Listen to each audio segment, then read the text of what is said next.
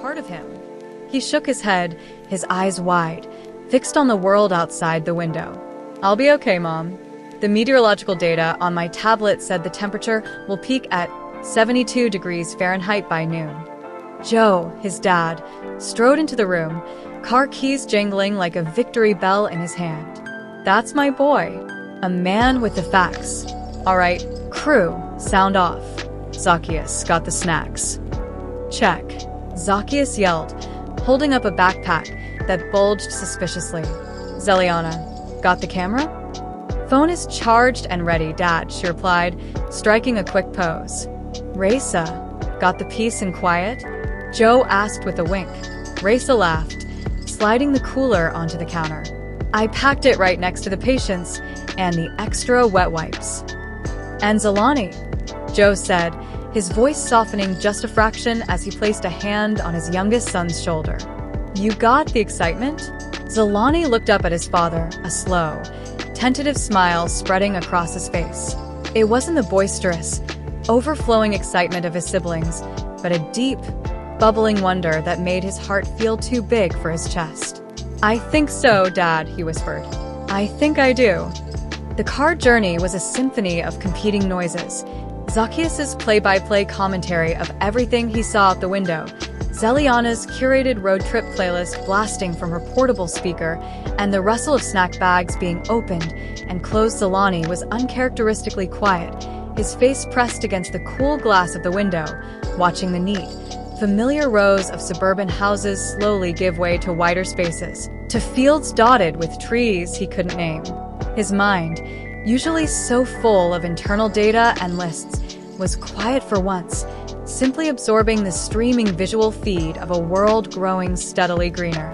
When Joe finally pulled the car into a gravel parking spot and announced, "We have arrived. Green Meadows Park and Family Farm," Zhalani unbuckled his seatbelt with a click that felt momentous. He stepped out of T. Welcome back to the channel. Zhalani First Adventure.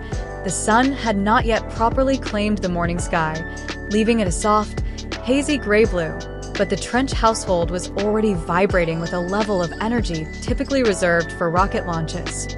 The source of this commotion was a simple piece of paper, now slightly crumpled from being passed between eager hands, that was pinned to the fridge with a fruit-shaped magnet.